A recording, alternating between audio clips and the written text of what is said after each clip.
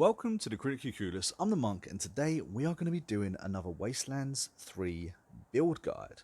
So we are looking at a very interesting character called Thirsty. Now, Thirsty is going to be using a quirk called Way of the Squeezins, and we are actually going to be making him a melee character, specifically a blade character. So we're going to have lethal weapon for the 10% melee buff that you receive from that in background.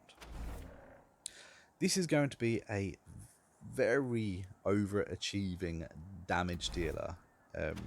Like I said, we have gone for blades on this occasion, and when it comes to attributes, now I have to stress that this probably isn't a very good starting character. Now the reason this isn't a very good starting character is because you possibly won't have many caps at the beginning of the game, so you're not going to be able to buy all the alcohol that's needed to actually get this build running. I wouldn't recommend making this character right at the beginning of the game.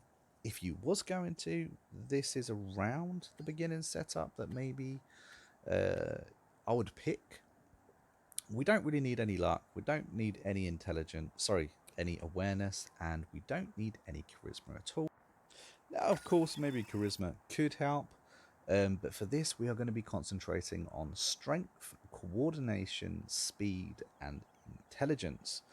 Now, strength, he's going to be a melee character. He's going to be on the front line. You're going to want to try and up that to 10 as quickly as possible.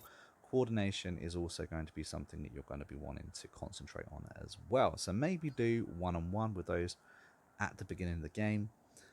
Speed is going to be the one in third place that you're going to be kind of wanting to gain. Now, I've gone extremely high on speed on this guy.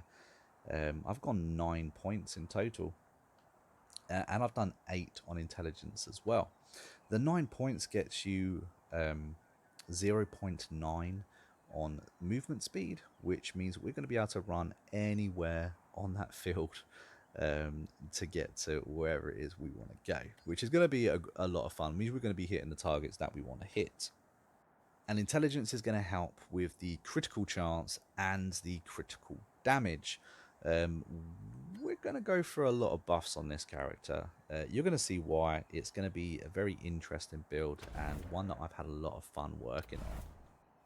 When it comes to skills, we don't need any more than 7 points on melee. Now, obviously, you are going to want to max this eventually, but depending on where you are in the game, if you don't have a huge ton of points, or if you don't have the extra 11 spare, then 8 is going to be plenty. We're looking for the perk Pursuit.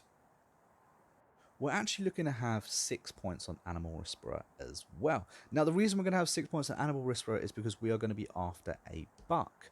The buck gives us a 10% melee bonus for having him, which of course we like. Also double that up with the perk Spirit Animal, and we've got a serious little buff there. The last skill worth noting is we have got 3 points in Mechanic. This is for the extra 9% buff against robots, vehicles, and synths. And then we're going to be doubling that up with Structural Weakness, which gives us an extra 20%, putting us almost up to 30% all round there. But we are not done with the buffs just yet. On survival, we have got a further 6 levels.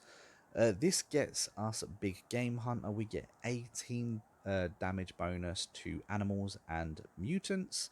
And with that perk, that is another 20%, I believe. So as you can tell, we have gone for a huge load of buffs in this character. Don't forget first aid, it's going to help. You're going to want to heal yourself. Those med packs do help.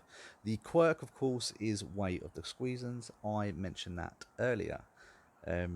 Because this is what helps make this build tick. Of course, if you didn't want to go this way, this build would still be really, really good.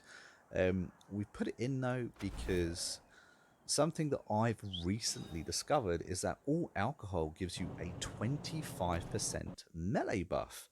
And And when you consider that Way of the Squeezins gives you an extra 50% damage buff, um, I've kind of lost count of how many percentages we've got being stacked here, but it's an awful lot. This guy is going to hit like a freight train and keep running around the battle. It's going to be hilarious. But it's a serious contender. It's one of my favourite builds so far.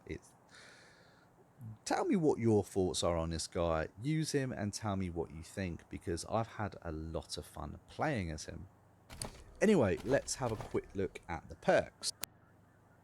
So the first perk we're going to look at is Pursuit. So if you move more than 3 spaces, your next bladed attack gets a 25% critical chance, which is pretty good. Definitely something to be looking at here. Hack and slash, attack the same target twice in a row. You basically get an extra free hit,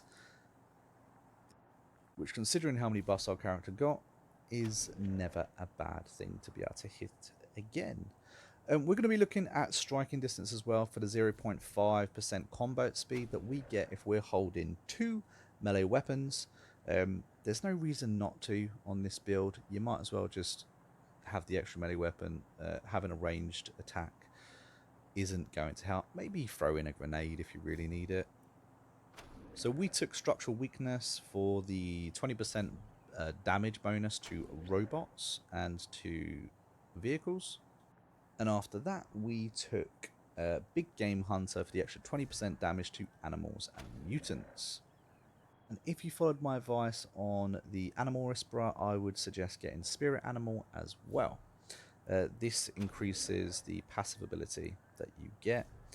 And then, of course, what we always do, or what I like to always do, is get Healthy for the 35 extra health, and then Hardened for the extra 2 armor. So this is my character.